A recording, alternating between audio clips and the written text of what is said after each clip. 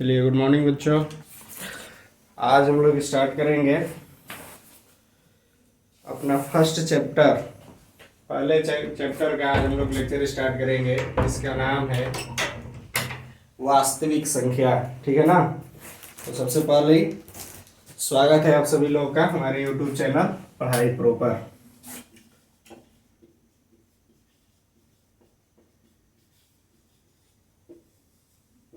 ठीक है। आज हम लोग को जो चैप्टर देखना है उस चैप्टर का नाम है वास्तविक संख्याएं। ठीक है। चैप्टर कौन सा है हमारा? वास्तविक संख्याएं हैं। और यहाँ से आपके 10 नंबर के क्वेश्चन बनते ही बनते हैं। वास्तविक संख्याएं,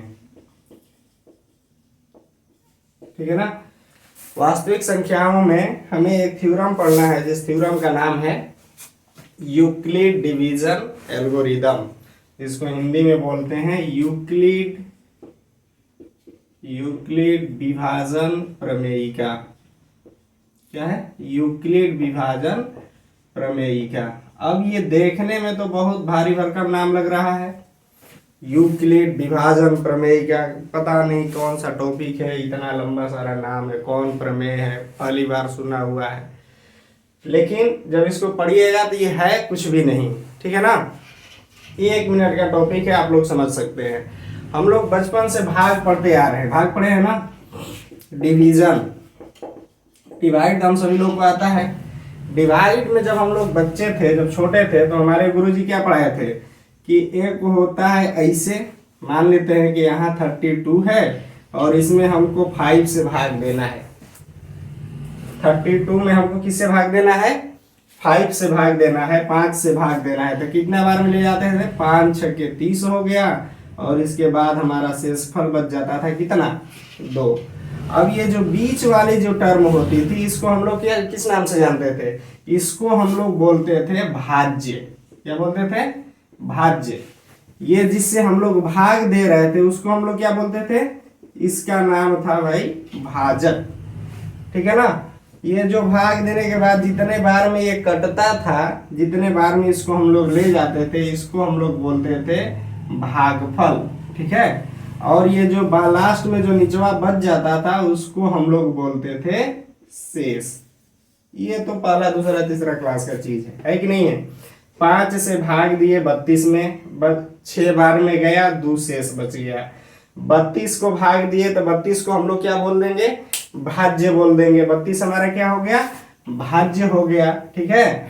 और 5 से भाग दिए तो जिससे भाग देते हैं उसको क्या बोल देते हैं? भाजक बोल देते हैं। निचवा जो बच जाता है उसको हम लोग शेष बोल देते हैं। और जितने बार में जाता है उसको भागफल बोल देते हैं। अच्छा, ये जब हम लोग भाग पढ़ रहे थे तो उस समय हमारे पास एक और बात आया था कि हम लोग को बोला जाता था कि तुम भाग बनाओ और इसके बाद खुद से उसको चेक करो कि सही बनाए हो कि नहीं बनाए हो। ये बात आती थी ना कि मास्टर साहब तो बता देते थे भाई ये भाग बनाओ। अब भाग बनाने के बाद कहते थे कि अपने से चेक करके बताओ कि सही बनाया है कि गलती बनाया है। तब कहते थे कि चेक कैसे होगा? तो चेक करने का एक तरीका था जिसका नाम क्या था बाबू? चेक करने का एक तरीका था, एक फॉर्मूला बताए थे कि इसी फॉर्मूला से चेक होगा, जिसको बोलते थे कि भाज्य बराबर होता है भाजक गुणे भागफल, और प्लस में क्या होता था? शेष होता था। क्या था? भाज्य बराबर भाजक गुणे भागफल प्लस शेष। मतलब जिस नंबर को, जिसे हमने किसको डिवाइड किया था? 32 को डिवाइड किया था किससे? 5 से डिवाइड किया था ना। 32 को किसे डिवाइड किया था? 5 से भाग दिया था, 6 बार में गया था, कितना आया? 30। शेष कितना बच गया था? 2। तो जिसको हमने डिवाइड किया था, जिसको हमने भाग दिया था, वो बीचवा वाला क्या था? भाज्य था। ये 32। ठीक। इसको हम लोग भाग किससे दे रहे थे? 5 से। तो 5 हमारा क्या हो गया? भाजक, जिसे भाग दे रहे हैं। ठीक है। कितने बार में गया? तो 6 बार में गया।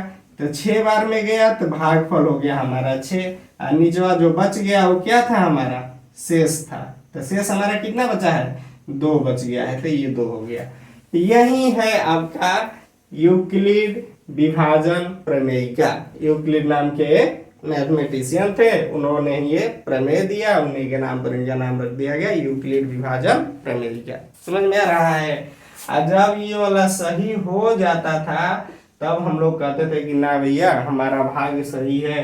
5 में 6 से मल्टीप्लाई कर दिए तो 30 आ गया, और लास्ट में 2 बचा था जोड़ दिए, कितना हो गया 32। एनियो 32 है, एनियो 32, दोनों जब बराबर तो हम लोग अपने से जान जाते थे कि भाग हमने जो बनाया हो क्या है, सही है।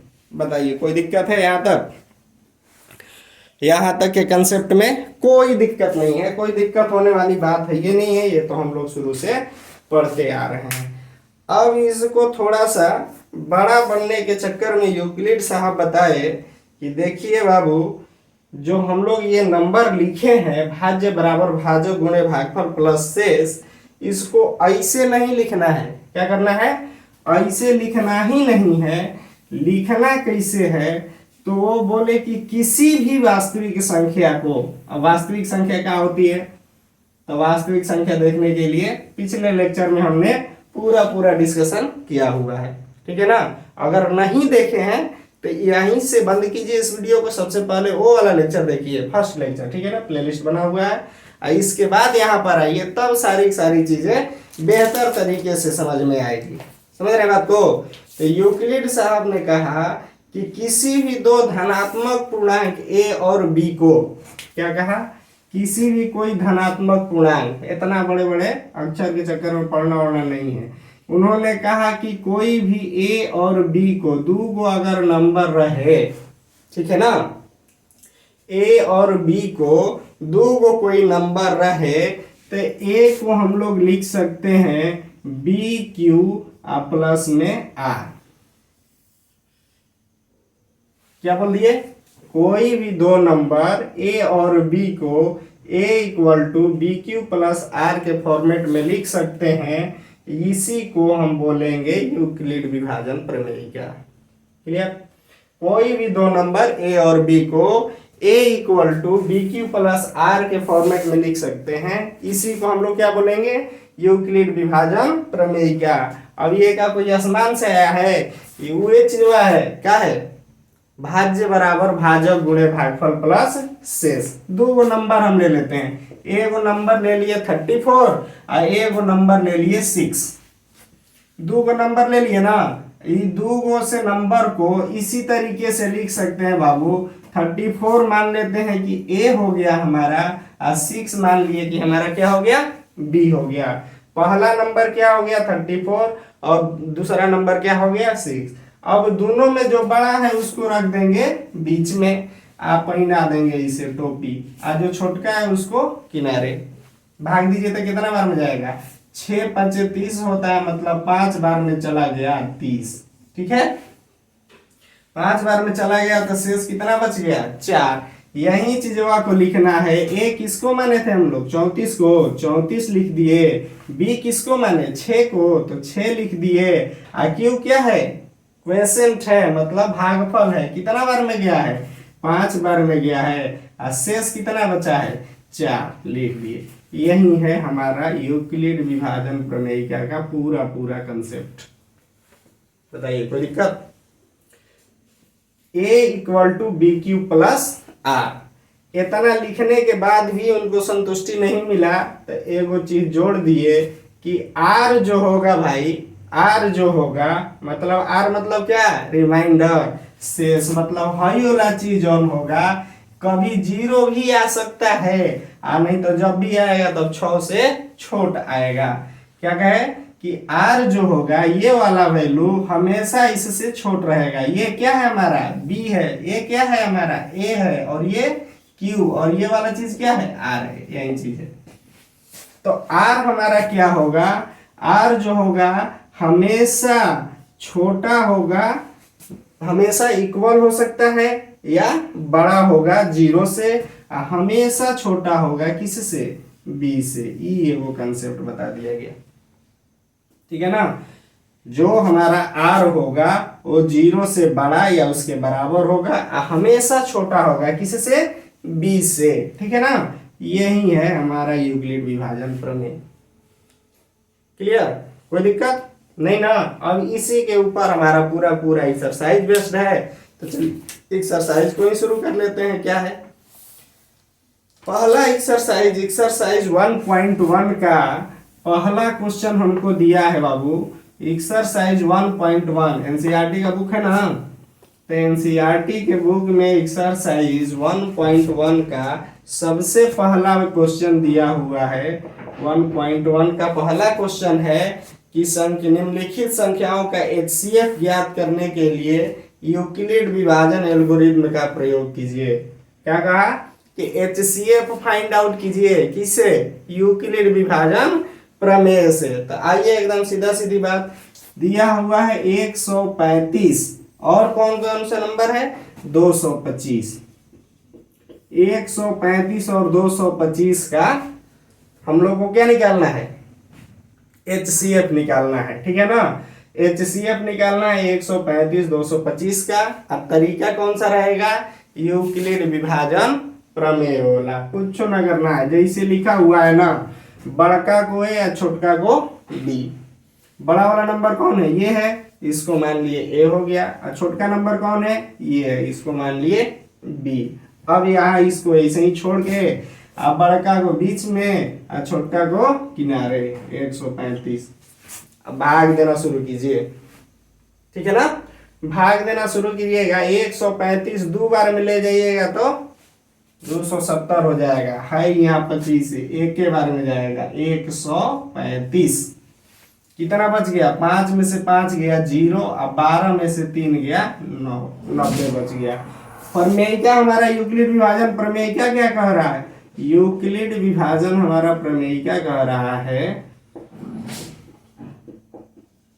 यूक्लिड विभाजन प्रमेय क्या हमारा कह रहा है कि a = bq + r होता है। तो a हमारा कौन है? बड़ा वाला नंबर ना, b ये है ना, q वाला नंबर ये, और r बच गया यार। सीधे सीधे लिख दीजिए। a क्या हो जाएगा? 225 = b कितना है हमारा? 135। कितना बार में गया है? एक बार में। रिमाइंडर कितना बच गया? शेष कितना बच गया? 90। एक स्टेप हमारा क्लियर हो गया। ये वाला काम हम लोग कब तक करेंगे? तब तक करेंगे जब तक हाई रिमाइंडर वाला लास्ट वाला टर्म 0 नहीं आ जाए। अब क्या करेंगे? सेम काम कीजिए। अब इसको क्या करने हैं? ऐसे कर दीजिए, आई वाला चीज को यहाँ उतार दीजिए। अब क्या बाबू, a का वैल्यू कितना हो गया? 135, मतलब हाई वाला चीज यहाँ उठ के आ जाएगा। अब b कितना हो गया? 90, मतलब ये वाला चीज उठ करके यहाँ। अब इसको देखना है, 90 दूनी 180 होता है, तो ये भी जाएगा एक ही बार में। 5 में से 0 गया 5 और 13 में से 9 गया 4। कितना बार में गया? 90 से एक बार में। रिमाइंडर कितना बच गया? 45। ठीक है। अभी भी यहाँ 0 आया नहीं। एक लाइन और खींचिए इसको, ये वाला चीज को उठा दीजिए 90। इसका मतलब क्या? वही वाला चीज 90 यहाँ आ गया। 45 को उठा करके यहाँ रख देंगे। कितना बार में जा रहा है? 2 बार में जाएगा, 90 हो जाएगा, ये कट जाएगा। तो 45 में 2 से मल्टीप्लाई कर दिए तो रिमाइंडर कितना आ गया?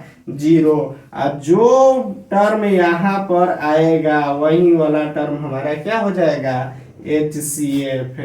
HCF = हो जाएगा 45। कोई दिक्कत?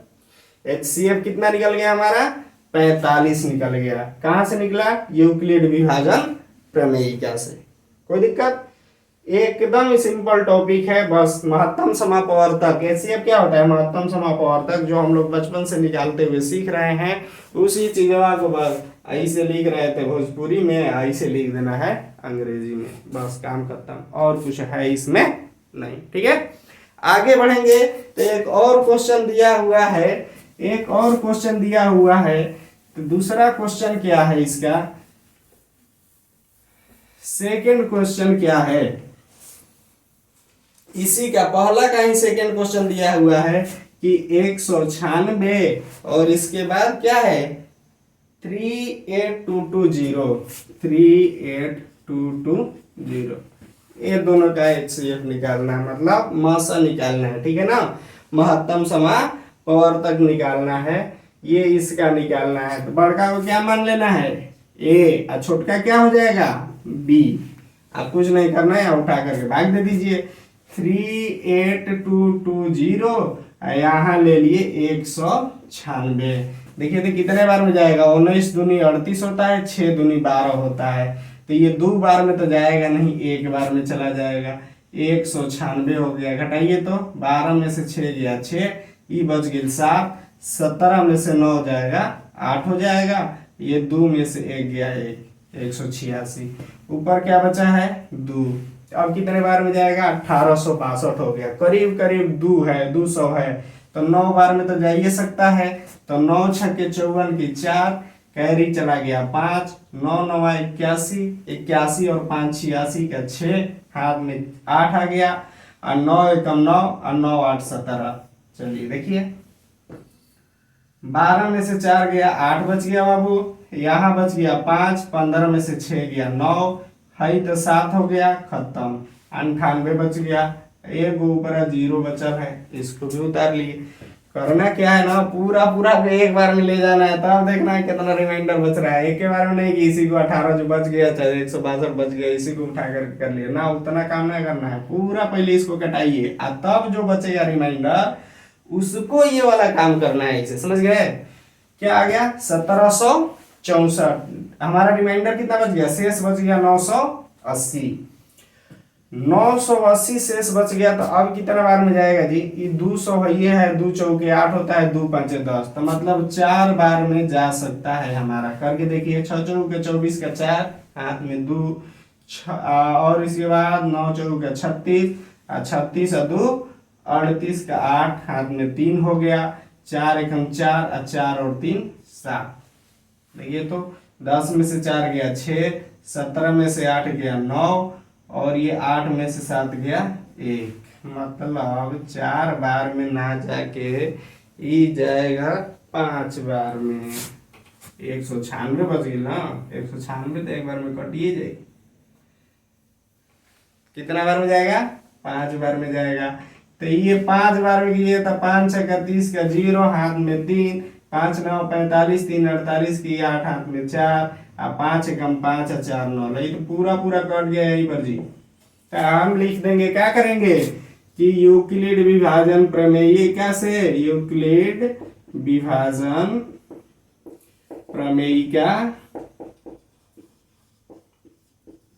यूक्लिड विभाजन प्रमेयिका से क्या लिखेंगे, a = bq + r, यही ना कहता है कि a = bq + r होता है। a कौन माने हैं, ये वाला बड़का के, तो लिख देंगे 3 8 2 2 0। अब b कौन था हमारा, ये 196 वाला, 196 कितना बार में गया है 195 बार में, रिमाइंडर कितना आ गया 0।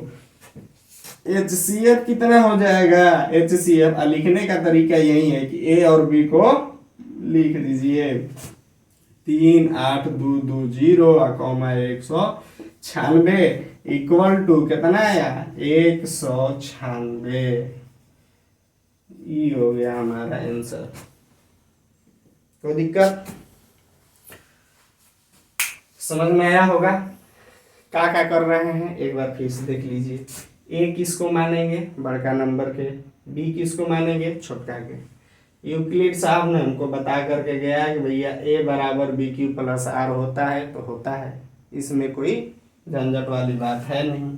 बड़का के ए माने हैं तो बड़का को एक जगह पर रख दिए, बी इसको माने तो इसके बारे में रख दिए। क्यू होता है कि ये वाला चीजवा जहाँ आता है उसको क्यू कहते हैं, तो भैया 195 आया था, इसको लिख दिए। लास्ट वाला रिमाइंडर हम काट दिए हैं, आप लोग 0 0 लिख दीजिएगा, ठीक है ना। तो ये 0 वाला चीज को यहाँ पर 0 लिख दी। अब जैसे ही ये वाला 0 आ जाएगा तो ये वाला चीजवा आपका क्या हो जाता है, HCF हो जाता है। तो ये क्या हो गया हमारा, HCF हो गया। ठीक है, क्लियर है, कोई दिक्कत नहीं ना। चलिए, कोई दिक्कत वाली बात नहीं है। तो इस लेक्चर को हम लोग यहीं पर एंड कर देते हैं, ठीक है ना। बड़े बड़े लेक्चर नहीं देखना है, छोटा छोटा ही लेक्चर देखना है। अगले लेक्चर में हम लोग क्या करेंगे कि पूरा का पूरा एक्सरसाइज के वही क्लियर कर दिया जाएगा। ये थोड़ा सा लेक्चर बड़ा हो जाएगा, इतना आप लोग डाइजेस्ट करके आइए। इसके बाद नेक्स्ट लेक्चर में हम लोग जब स्टार्ट करेंगे तो एक्सरसाइज 1.1 को पूरा पूरा कंप्लीट कर दिया जाएगा। ठीक है बाबू, थैंक यू। चलिए।